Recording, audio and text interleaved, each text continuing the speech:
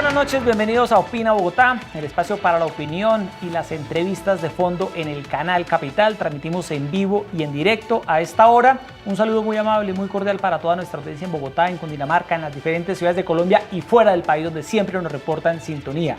Estamos a 48 horas de que el gobierno del presidente Iván Duque le diga al país qué va a hacer con el ELN, qué va a hacer con la mesa de negociaciones que ha recibido de parte del presidente Juan Manuel Santos y que él mismo ha dicho que será este viernes cuando se tome una decisión previo a unas condiciones que él mismo ha señalado.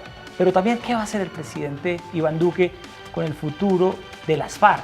Hay preocupación por 9 líderes de la guerrilla cuyo paradero se desconoce y muchas personas señalan que deben perder todos los beneficios y la fuerza pública debe perseguirlos. Pues muy bien, para hablar esta noche de estos dos temas y de la política de paz del presidente Duque en Canal Capital, vamos a hablar con el alto comisionado para la paz, Miguel Ceballos. Erika Fontalvo, buenas noches. Hola, Jessy, ¿qué tal? Muy buenas noches para usted. Gracias a todas las personas que nos ven a esta hora, cuando son las 8 de la noche, 31 minutos. Y en las últimas horas, Jessy, frente a esta importante decisión que el presidente Iván Duque anunciará al país el día viernes, se ha producido una liberación que se esperaba, la de 3 soldados secuestrados en poder del ELN en el departamento de Arauca. Ellos habían sido secuestrados el día 8 de agosto y fueron entregados a una comisión humanitaria integrada por la Defensoría del Pueblo y por la Conferencia Episcopal. Quedan todavía de ese grupo que en los últimos días fue secuestrado por el ELN, los 6 uniformados y también civiles en el departamento de Chocó. Pero sin lugar a dudas, esto responde a un anuncio que había formulado el Comando Central del ELN, advirtiendo que iban a producirse liberaciones unilaterales sobre todo, y esa ha sido una exigencia del gobierno sin ningún tipo de show mediático. Alto comisionado para la paz, doctor Miguel Ceballos, bienvenido a Canal Capital, buenas noches. Buenas noches para usted, Jessy, para Erika y pues para todos los colombianos que nos siguen en este momento. Bueno, la primera pregunta es la pregunta obligada del día. Se ha liberado por parte de la guerrilla ELN a los soldados Orlando Yair Vega Díaz, Juan Pablo Rojas Obando y Eduardo Caro Bañol, que habían sido secuestrados desde el pasado 8 de agosto en Arauca. Parece ser que es un gesto del ELN de cara a lo que debe decidir el gobierno del presidente Iván Duque este viernes sobre el futuro de las conversaciones. ¿Cómo recibe el gobierno esta liberación? Jessy, yo quiero comenzar por recordar el discurso del presidente Duque el día de su posesión. El 7 de agosto de este año, él anunció una evaluación seria, prudente, completa, de un proceso que llevaba 17 meses entre el gobierno anterior del presidente Juan Manuel Santos y la guerrilla del ELN. Y eso fue un mensaje, porque usted me está preguntando por un mensaje que recibe el país por una liberación. Yo quiero comenzar por un mensaje que ofreció el presidente de la República a todos los colombianos el 7 de agosto. Ese poderoso mensaje era la creación de un espacio de reflexión. Un espacio de reflexión que ya está a punto de terminar, y ese espacio de reflexión esperaba ser respondido por el ELN de otra manera.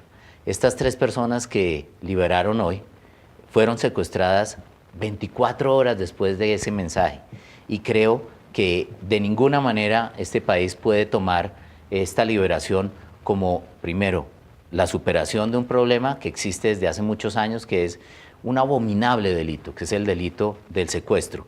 El ELN, con la liberación de estos 3 colombianos importantes, valiosos para todos nosotros que hacen parte de la fuerza pública, no está haciendo sino lo que tiene que hacer. Y de ninguna manera el gobierno nacional, y hoy lo ha dicho de una manera muy clara el presidente, puede celebrar esto. ¿Por qué? Porque hay otras personas, como decía Erika, que aún están privadas de la libertad, y no solamente son esas otras 6 personas que había secuestrado el ELN el 2 de agosto, unos pocos días antes de terminar el gobierno del presidente Santos, sino que son otras 11 personas que están privadas de la libertad para un total de 20, y algunas de ellas están privadas de la libertad desde el año 2002. Entonces yo creo que lo más importante en este momento es insistir en un mensaje claro, prudente, pero también muy firme, de que Colombia tiene que pasar la página de la violencia como manera de expresión de una presión política. Comisionado, ese tema de la liberación de Arauca que se había anticipado confirma que por lo menos en esa zona los frentes del ELN o los grupos del ELN están ajustados a las indicaciones del COSE. Sin embargo, Uriel, el comandante del departamento del Chocó, que tiene en su poder a los otros 6 integrantes de la fuerza pública y también a 2 civiles, parece que va por libre, como dicen de manera coloquial. ¿Qué saben ustedes acerca de esa posición que él ha asumido, diciendo que los protocolos no se han dado, que no se ha avanzado en ningún tema y que esa liberación se va a demorar? Erika, el día de ayer y antier hubo mensajes contradictorios. Por un lado, se recibió la voluntad que mencionaba Yesid de liberar a estas personas sin condiciones y de buscar que unilateralmente el ELN hiciera esta demostración, como la llamaban ellos.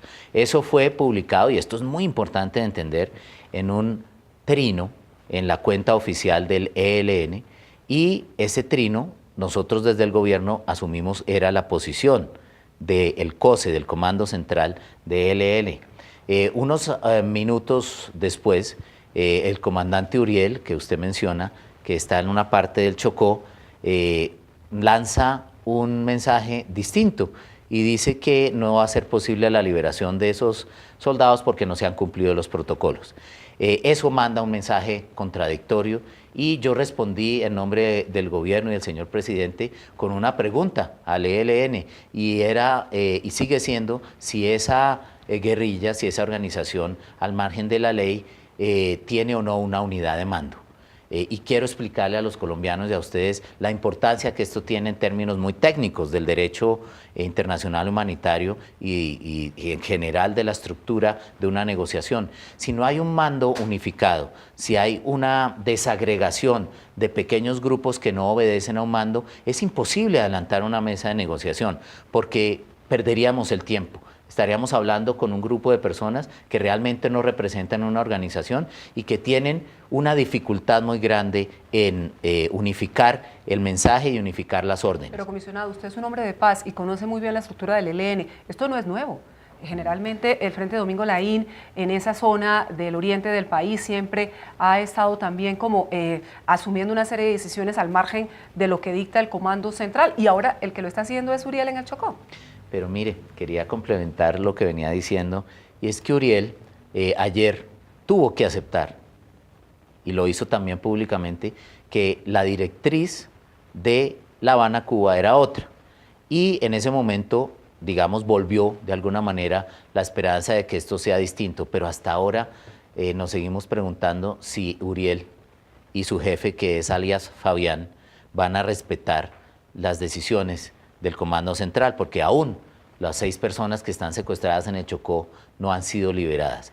Por eso es muy importante en este momento que el ELN y Uriel y Fabián y todas estas personas que están en esa zona envíen también un mensaje no solo a los colombianos sino a su propia organización de que no están repitiendo las conductas del Domingo Laín o de otros grupos digamos que han estado en desorden frente a la autoridad central. Eso es muy importante porque hace parte aún de esa evaluación que no hemos terminado de hacer y que obviamente incluirá un tema de como este tan importante, ¿no? Comisionado, faltan 48 horas. Con lo que ocurrió hoy y con el análisis que ha hecho el equipo de paz del presidente Duque, encabezado por ustedes de la Oficina del Alto Comisionado, en este mes, ¿qué evaluación se hace? Si la decisión fuera hoy, ¿qué haría el presidente Duque con la mesa del ELN? Usted me está pidiendo que me adelante a las 48 horas. Pero yo creo que el tema ya está resuelto, Erika. Bueno, yo creo que el tema se resolvió hoy, pero el comisionado obviamente no puede contarlo todavía. Yo creo que hay que esperar qué pasa en las próximas horas. Pero mire, le puedo contar un poquito de la evaluación. Estamos más cerca hoy, para no comprometerlo mucho, ¿estamos más cerca de seguir o estamos más cerca de levantar la mesa? Y yo le adiciono, comisionado, ¿es una evaluación que ha hecho solo el gobierno o ha tenido la participación de otros sectores? Mire, qué importante esa pregunta. Nosotros desde el primer día recibimos la instrucción del señor presidente de reunirnos con las Naciones Unidas y estamos hablando no de un una organización no gubernamental, no estamos hablando de las Naciones Unidas, de la organización de 196 países que hoy hacen parte de esa importantísima organización multilateral. Nos reunimos con ellos, nos reunimos con la Iglesia Católica, también una entidad de importancia mundial. Nos reunimos también con los países que han venido acompañando este proceso, y ahí vale la pena explicar, hay unos países que son garantes y otros países que vienen acompañando ese proceso. Nos reunimos con los dos grupos de países para escuchar de ellos sus apreciaciones, para escuchar de ellos los balances que hacen de este camino de 17 meses, y de verdad que recibimos unas apreciaciones, le puedo adelantar, muy sinceras, muy claras y muy contundentes en el sentido de apoyar al gobierno nacional en qué, en desarrollar, si es posible, hacia el futuro, siempre cualquier tipo de espacio de diálogo sobre la base de algo que anunció el presidente de la República muy claro, y es la legalidad. La legalidad en este país desafortunadamente se ha perdido. Hay más cultura de la ilegalidad, incluso hay personas que aplauden la ilegalidad y aplauden la cultura del vivo, ¿no? Y del que toma el atajo. Yo creo que eso es muy importante. Creo que el presidente Duque, con su talante, ha demostrado que es capaz de mantener espacios de paz, pero los debe hacer dentro del cumplimiento de la ley. Y un mensaje importantísimo, y hasta ahí puedo llegar en la respuesta: no va a ser posible ningún proceso de paz que pase por encima de la ley o que tuerza la ley para hacer una paz que terminaría siendo muy fugaz. Bueno, comisionado, pero hay una preocupación y hay como un pedido de algunos sectores del país, Erika, para que el proceso de paz no se siga desarrollando en La Habana, en Cuba, fuera de Colombia, sino que se desarrolle en territorio colombiano. ¿Eso usted cómo lo ve? Pues mire, yo tuve una muy buena reunión con algo que se llama la Comisión de Paz de la Iglesia Católica. La Iglesia Católica tiene una conferencia episcopal, es decir, el grupo de todos los obispos de Colombia, y dentro de ese gran grupo de los obispos hay un pequeño grupo de aquellos que están en las zonas más difíciles de Colombia. Admirables personas, ahí están los obispos de todo el Pacífico, de las zonas del Catatumbo, de las zonas más apartadas de Colombia donde ha habido y desafortunadamente sigue existiendo conflicto. Y sin que ellos lo hubiesen dicho de una manera oficial, porque fue un diálogo informal, pero muy claro, yo les entendí, y creo que entendí bien, que ellos tienen precisamente esa posición. Ellos dicen que un diálogo en este momento con un grupo guerrillero, especialmente el ELN, que es muy distinto a las FARC, ¿verdad? El ELN tiene otra dimensión, tiene una gran inquietud por algo que ellos llaman la participación de la sociedad civil. Ellos, los obispos, me decían qué fácil sería o qué mejor sería que esto se nacionalizara, y utilizaron ese término. Y eso puede ser una idea interesante, es decir, ¿por qué seguir negociando la paz de Colombia en países que no son Colombia? Claro. Oiga, comisionado, Buen punto. No, por supuesto, y que va a generar mucho debate porque no sé si ahí yo creo que soltó una chiva el comisionado. Estoy contando una reunión. No sé si el ELN le jale eso, pero mire, dentro de esa evaluación que están haciendo, cuando, insistimos, faltan pocas horas para que se tome una determinación, si es que no se ha tomado, hay otro hecho que también afecta a comunidades, esas comunidades en zonas donde se siente el rigor del accionar del ELN. Y es la voladura del oleoducto Caño Limón-Coveñas, que ha provocado enormes problemas en toda esa zona de Teorama y en general en la región del Catatumbo. Evidentemente eso no aclimata que pueda darse una continuidad de las negociaciones, porque liberación de secuestrados, pero acciones terroristas.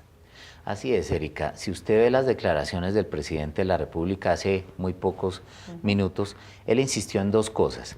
Primero, dice que es una buena noticia que haya colombianos libres después de estar cautivos contra su voluntad y contra la ley.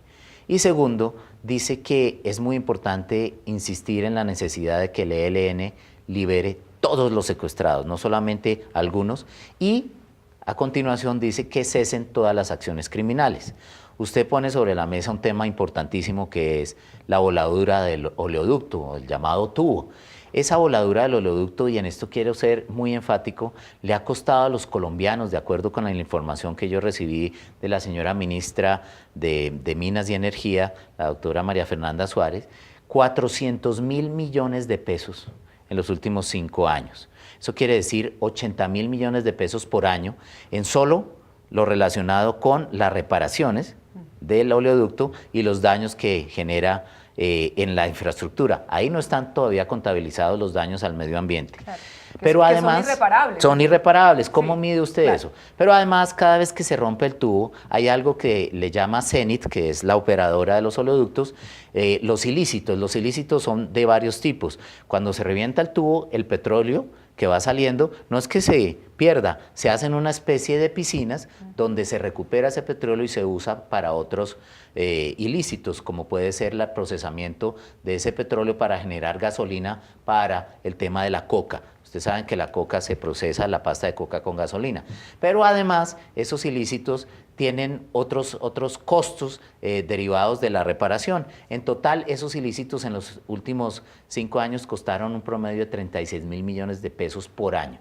Si usted suma esa cantidad, estamos cerca, muy cerca de más de $500 millones de pesos que le cuestan al bolsillo de los colombianos. Cada vez que revientan el tubo, revientan el bolsillo de los colombianos, y este es el momento en que el ELN sea consciente de eso, porque ellos hablan mucho de los derechos de la sociedad civil, y dentro de los derechos de la sociedad civil, y usted lo puede repasar en la Constitución, están los derechos económicos. El pueblo colombiano tiene derecho a saber cuánto le cuesta cada vez que ese tubo es reventado en precios de gasolina, en precios de aceites y derivados del petróleo, y por supuesto en los grandes costos que generan el mayor precio de gasolina, que se refleja en la canasta familiar, en el transporte y, lo más grave, en los graves o terribles daños al medio ambiente. Voladuras que terminamos pagando los colombianos con nuestros Por impuestos supuesto. a través de Ecopetrol, comisionado. Claro. Otro punto, Erika, que también se discute mucho es que el proceso de paz con el ELN no avanzó lo suficientemente en los puntos que se acordaron de discusión, la agenda temática con el ELN. Si el gobierno nacional decide mantener los diálogos con el ELN, ¿va a modificar esa agenda? ¿Se propone una modificación para hacerla de forma muy expresa? Yesid insiste en las preguntas difíciles de contestar. Mire, lo que yo le puedo decir es que he estado conversando con todos aquellos que tuvieron a cargo la negociación. Ha sido una conversación bastante enriquecedora con el doctor Juan Camilo Restrepo, con el doctor Gustavo Bell, quienes fueron los encargados de la negociación. ¿Y sabe qué? Yo percibí en ambos un descontento con la agenda. Y estoy hablando de los anteriores negociadores, y ellos me manifestaban que esa agenda fue una agenda que no permitió los avances más rápidos. Por una razón, el primer punto de esa agenda se refiere a la participación para la democracia, y eso puede durar 1000 años. Y yo creo que el pueblo colombiano no está preparado para esperar a que se desarrollen una serie de dinámicas eternas sin que haya resultados concretos. Y ahí quiero volver a mencionar otra parte de la declaración del presidente hoy. El presidente dice que está abierta la puerta para la paz siempre y cuando haya una clara voluntad de lo que se llama en los procesos de negociación DDR, ¿verdad?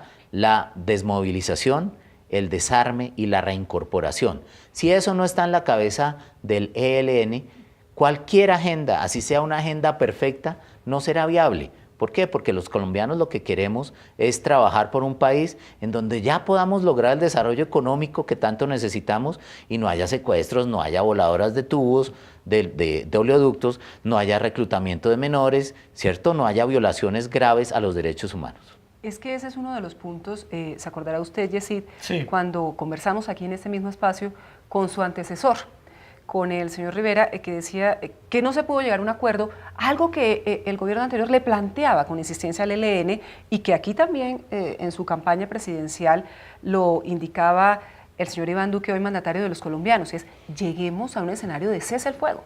De cese al fuego. En ese momento el gobierno anterior planteaba algo bilateral, pero el señor Duque ha sido también muy enfático, unilateral. Cese el fuego, cese de hostilidades, además con todas las garantías, que fue otro aspecto que tampoco se pudo acordar en ese proceso que lideró hasta los últimos días del gobierno anterior, Gustavo Bell. En ese sentido, ¿cuáles van a ser las exigencias del gobierno de Iván Duque si se continúa el proceso? Mire, el presidente Duque, desde cuando estaba en campaña y después como presidente electo y ahora como presidente en funciones, ha insistido en una palabra y es la concentración de las tropas, y que no es algo novedoso. La única manera en cómo se logró la paz con la FARC fue esa, ¿verdad? Se hicieron unas zonas veredales temporales de normalización donde las FARC empezaron a concentrarse. Lo que pasa es que con el ELN, y agradezco mucho esta pregunta, el tema es más complicado, Erika, porque yo le he hecho esa pregunta públicamente al ELN y se la quiero volver a formular hoy.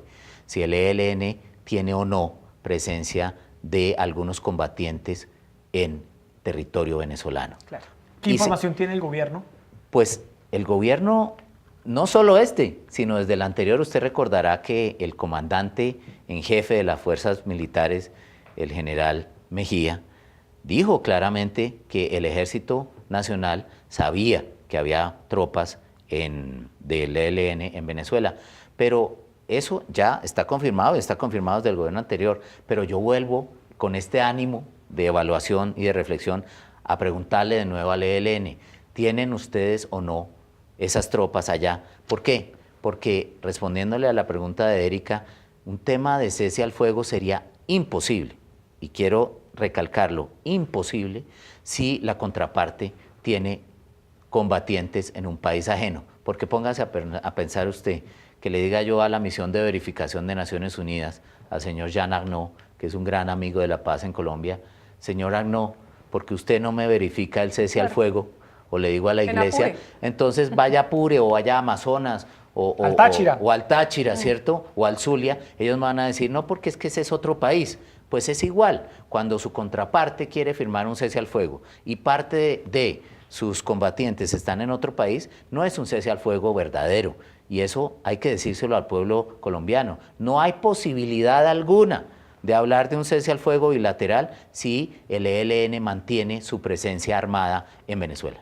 Comisionado, el gobierno, por lo que ha dicho el presidente Iván Duque, Erika, desde campaña y en la posesión, posterior a la posesión, y por lo que usted dice, uno percibe que hay un endurecimiento del gobierno, de alguna manera unas reglas claras, unas condiciones fijas para seguir en la mesa. Pero también hemos escuchado, y aquí en Canal Capital entrevistamos en su momento a Pablo Beltrán, dando a entender que hay una palabra empeñada del Estado colombiano y hay unas condiciones que dice él, el gobierno estaría exigiendo en un momento de la negociación que ellos quizá no compartirían.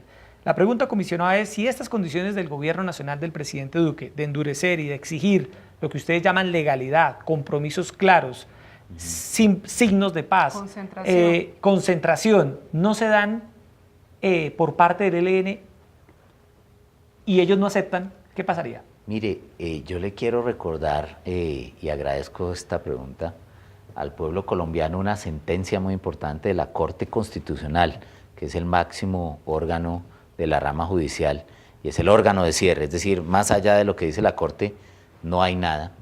Recuerde usted que cuando la Corte empezó a tomar decisiones con respecto al plebiscito por la paz, hubo un asunto muy importante y era si el plebiscito, el resultado del plebiscito, obligaba o no al Estado colombiano y si los acuerdos de paz que firmara el presidente Santos obligaba o no al Estado colombiano. Y la respuesta de la Corte Constitucional fue muy clara. Dijo, la paz es una política pública de gobierno que no compromete al Estado todo. El gobierno anterior hizo todo lo posible junto con las FARC para amarrar ese acuerdo y vincular y obligar al Congreso de la República, y fue precisamente Iván Duque, ustedes recordarán, a través de una demanda que presentó ante la Corte, quien logró que la Corte dijera que el famoso fast track, es decir, el aprobar los proyectos de una manera más rápida y más corta, no implicaba que el Congreso no tuviera la facultad de deliberación. Es decir, que lo acordado no amarraba ni obligaba al Congreso de la República y mucho menos a la rama jurisdiccional, a la rama judicial. ¿Qué quiere decir esto para sintetizar la respuesta? Que lo que el gobierno llegó a acordar en la mesa con el ELN era parte de una política pública de gobierno, y ese gobierno terminó. Y llega un nuevo gobierno que puede cambiar las condiciones. Por supuesto, y si eso la no otra lo parte, dice Iván Duque ni lo y dice si la Miguel otra parte no Ceballos, acepta lo las dice la condiciones, Corte. si la otra parte no acepta las No condiciones, hay mesa, es Claro, decir, se rompe. acuérdense que una mesa es entre dos, no de una parte, ¿cierto? La interpretación de Pablo Beltrán sobre el compromiso de Estado no es compartida por la Corte Constitucional, y nosotros como gobierno solamente podemos hacer lo que la ley y la Constitución nos ordena, y quien interpreta legítimamente y con autoridad la Constitución se llama Corte Constitucional, y la Corte Constitucional dejó claro que un proceso de paz, aún ese que ya se firmó con las FARC, solamente comprometía, digamos, antes de tener transformaciones legislativas, al gobierno y no a todo el Estado.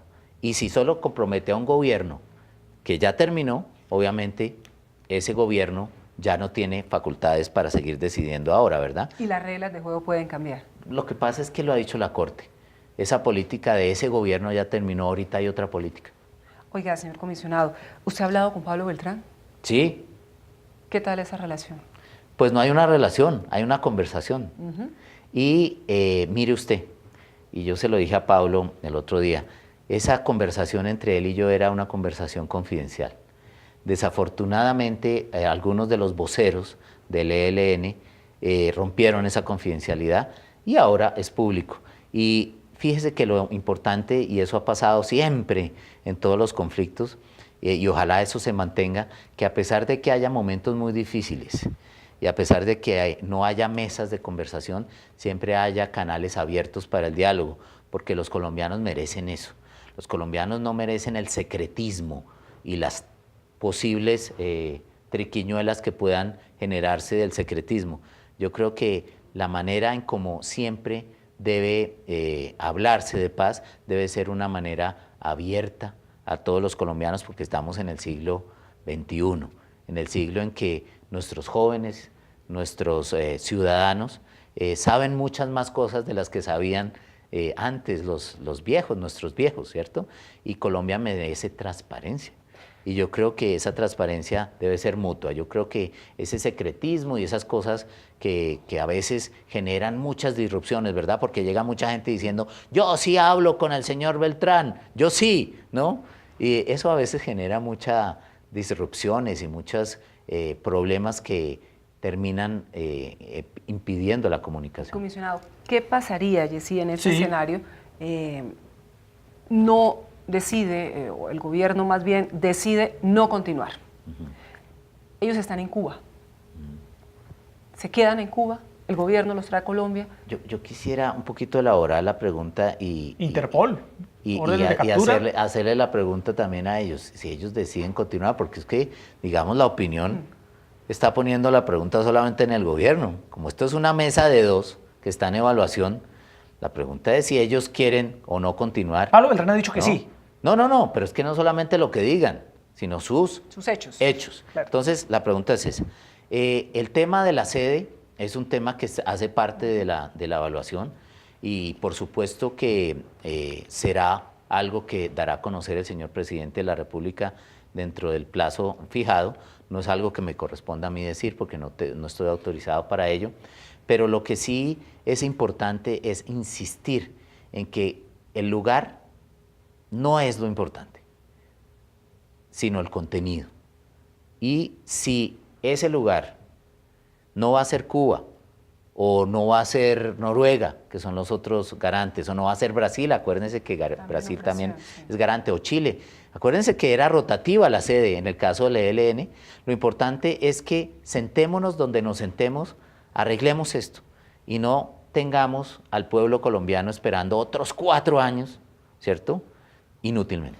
Comisionado, hablemos ahora del caso de las FARC e iniciemos por el caso de Santrich. ¿Qué va a pasar con Santrich? Bueno, esa es una decisión que tiene 2 instancias, 2 momentos. El primero será la Justicia Especial para la Paz, que está evaluando y está mirando, de acuerdo con la decisión que tomó la propia Corte Constitucional, si el delito que se le imputa al señor Santrich se cometió o no después de la firma de los acuerdos. Hay una primera fase. De acuerdo con esa decisión, corresponderá pasar a otra instancia que es muy importante, que es la Corte Suprema de Justicia, quien es la única instancia y es el juez natural para decidir si procede o no una extradición. Y yo quiero ser muy enfático en eso. La facultad que va a tener la JEP de mirar las pruebas de la comisión de ese supuesto delito no van hasta el punto de que la JEP decida o no sobre la extradición. El único o la única instancia que en Colombia decide sobre la procedencia o no de una extradición sigue siendo la Corte Suprema de Justicia. Y la facultad discrecional del presidente. Y por supuesto, si dice la Corte que es procedente, el único que tiene la facultad para extraditar o no será el presidente de la República. Entonces todo termina en el presidente de la República. ¿Y usted cómo ve al presidente Duque con el caso Santrich? Usted que habla con él todos los días. Yo veo al presidente Duque muy firme, con la legalidad. Listo para firmar. Muy firme con los compromisos internacionales de Colombia y muy firme en la lucha contra el narcotráfico, porque los delitos que le imputan, supuestos delitos a Santrich, tienen que ver con eso, ¿verdad? Con el narcotráfico. Pero no solo es el único integrante de la desmovilizada guerrilla de las FARC que en este momento está en el ojo del huracán. Bueno, Santrich, porque estamos a la espera de la decisión que se tome en su caso, sino que las autoridades han consolidado, señor comisionado, un listado de 9 integrantes, muchos de ellos altos mandos de las FARC, tanto en su momento como guerrilla como del partido político FARC y otras personas que también han estado vinculados a los diálogos, al proceso. Entre ellos los más conocidos, Iván Márquez, pero también está ahí Fabián Ramírez, El Paisa, Romaña y otros integrantes de este grupo que han desistido de sus esquemas de seguridad, en otras palabras, los han devuelto, y ahora es una incógnita su paradero. La posición del gobierno en torno a este tema, ¿cuál va a ser? ¿Que se persiga, que las autoridades los busquen, o van a esperar algún pronunciamiento de la JEP? Bueno, ahí hay que respetar las instancias. En este momento, y eso fue lo que acordó el gobierno anterior, cosa que criticamos muchísimo los que estábamos en la oposición en ese momento, se creó un esquema de justicia transicional cuya expresión más visible es la Justicia Especial para la Paz. Y ese esquema, fíjese usted, fue ayudado a ser creado por Iván Márquez. Entonces ahí viene la primera pregunta: si aquellos que crearon el esquema e hicieron que se transformara todo el Estado para su beneficio en una justicia transicional, si esas personas ahora están desafiando esa propia justicia, pues es un muy mal mensaje. No solamente es muy mal mensaje para los colombianos, sino para los propios excombatientes de FARC, que en este momento están recibiendo un muy mal mensaje, ¿verdad?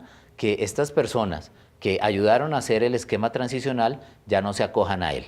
Entonces, sí, primero que todo yo creo que la responsabilidad grande la tienen ellos con la JEP, que ya tiene iniciados procesos contra ellos y esos procesos están en marcha. Entonces, uno puede decir, en este momento la JEP puede ordenar que esas personas sean conducidas y obligadas y detenidas, pues no por la etapa del proceso, pero la JEP tiene también la facultad de que en el caso en que no se presenten, no comparezcan y no envíen apoderados, ¿cierto? Porque eso es otra cosa. Ellos dicen, no hay problema porque yo mando mi apoderado. Sí, pero hay que recordar que la propia Corte Constitucional dijo que la JEP tiene la facultad de retirar los beneficios del acuerdo si ve que hay incumplimientos. Y un incumplimiento, por supuesto, es no comparecer, no porque no vaya físicamente. Acá estamos hablando de cosas más serias. Estamos hablando de la verdad, de la justicia y de la reparación a las víctimas. Si el señor Márquez y los que en este momento no sabemos dónde están no comparecen, no solamente le fallan a la JEP y a su propia tropa, sino a las víctimas, porque un compromiso fundamental siempre ha sido el de la verdad, ¿cierto? Y el de la reparación. Eso por un lado, es que la pregunta es compleja. Es decir, ¿el gobierno va a esperar a lo que determine la JEP? Sí, porque es el juez natural, pero hay que mirar cada caso. Porque recuerden ustedes que estas personas recibieron una amnistía que se llama amnistía de iure, que fue a través de un decreto, pero no han recibido la amnistía por otros delitos que ellos hayan podido cometer que no tengan que ver con el conflicto. Recuerden que hay otros delitos que son graves y a otros que no son graves y no tienen que ver con el conflicto. Entonces yo creo que esto tiene muchas aristas. Lo más importante en este momento es que si estas personas no se están haciendo presentes para responder, ni siquiera fueron al pleno del partido de FARC, están creando una división y están creando una ambigüedad que es muy difícil para las propias FARC, porque las pone en una situación muy compleja de exigir por un lado el cumplimiento de acuerdos y de alguna manera justificar que parte de su gente no cumpla con los acuerdos. Yo creo que en eso no está ni Rodrigo Londoño Echeverria, alias Timochenko, ni Catatumbo, ni todos los líderes que sí están poniéndole la cara al cumplimiento de lo acordado. Comisionado, en el caso de las FARC hay preocupación por lo que va a ser ese paquete legislativo que promete introducirle algunas modificaciones al Acuerdo de La Habana, pero también hay una preocupación y en este mes que ya va a completar usted en el cargo, usted se habrá dado cuenta de cómo venía marchando lentamente la puesta en marcha del posconflicto. Sobre esas dos cosas, ¿qué responde usted? Bueno, los ajustes que ha anunciado el señor presidente no son ajustes que afecten lo acordado, y eso es lo más importante, son siempre hacia el futuro. Y se refieren a cosas que los colombianos sabemos que no podemos perdonar, y es que en el futuro haya partidos políticos o movimientos políticos que recurran al secuestro o al narcotráfico para financiarse. Yo creo que cualquier colombiano entiende que eso no puede seguir pasando. A eso le llamamos la conexidad, pero básicamente es lo que expliqué. Tampoco puede permitirse que se sigan cometiendo delitos, ¿cierto?, continuados, como el tráfico de armas, el lavado de activos que tienen que ver con una actividad terrible que está acabando con los campos colombianos y con su economía, que es el narcotráfico. Entonces, esos delitos hay que, digamos, ser muy claros en que si se cometen no pueden seguir generándose los beneficios. Y otro tema, el de la elegibilidad política. Es imposible, y eso sería consecuente con lo que ha dicho la Corte Constitucional, que algunas personas puedan ejercer cargos públicos no solamente en el Congreso, sino en las alcaldías, en los consejos municipales, en las gobernaciones y en las diputaciones, que puedan ejercer esos cargos habiendo cometido delitos graves, delitos de lesa humanidad, como los abusos sexuales contra las mujeres, contra los niños, el propio secuestro, que es un crimen de guerra. Entonces, eso es lo que quiere el presidente, que en el futuro, ¿cierto?, eso no pueda ser parte de beneficios para personas que han violado la ley. En el caso de las FARC, lo que quedó acordado La Habana, lo que quedó acordado, no se va a acordado modificar. está. Y eso lo ha dicho el presidente. ¿Y por qué? Porque es que eso está en la ley, en la Constitución. Nosotros tenemos que cumplirlo, vamos a cumplir continuar con todos los espacios institucionales con las FARC, por supuesto. ¿Se presentarán entonces para hacer estos ajustes proyectos de ley al Congreso de la República? Ya se han presentado, Erika. Hay un proyecto que es el de la no conexidad del secuestro y del narcotráfico, que es un acto legislativo, y en los próximos días, como anunció hoy o ayer la señora ministra del Interior, Nancy Patricia Gutiérrez, están en proceso de ser presentados muy pronto. Insistiendo en que no serán retroactivas, sino hacia el futuro. Hacia el futuro. Por supuesto. Los espacios de reincorporación, donde hay todavía un número importante de excombatientes, la guerrillerada, como se conocía, ¿usted los ha venido visitando? ¿Qué se ha encontrado? Bueno, yo he visitado 3, pero espero visitarlos todos. Visité uno en Guaviare, otro en Llano Grande, Antioquia, y otro en Pondores, eso queda en La Guajira. Lo conozco. En los 3 hay situaciones distintas, pero hay algo muy importante y pensando desde el punto de vista humano, en los 3 encontré familias, encontré muchas mujeres y muchos niños. Incluso me decían algo bien curioso, algunos excombatientes de las FARC, me decían que va a haber un baby boom, que va a haber cerca de 87 niños que van a nacer en octubre. En total en los CTCR. CTCR es espacio territorial de capacitación y reincorporación. Y mire el nombre, capacitación y reincorporación. Esos espacios están funcionando, no como todos esperábamos. El gobierno anterior tuvo muchos retos. Hay problemas desde lo más sencillo, el agua, la energía, hasta lo más complejo, y es la implementación de los acuerdos en materia de desarrollo económico y de proyectos productivos. Pero hay una voluntad de los excombatientes de permanecer ahí, y eso hay que salvaguardarlo. El presidente Duque dijo que eso había que preservarlo y cuidarlo, porque estas personas que le están apostando a la paz merecen una respuesta del Estado. También importante ver que esto tiene una vocación temporal, y así fueron acordados por las propias FARC. Eso no puede ser eterno, pero tampoco nosotros podemos negar una realidad, y es que ahí se están conformando comunidades.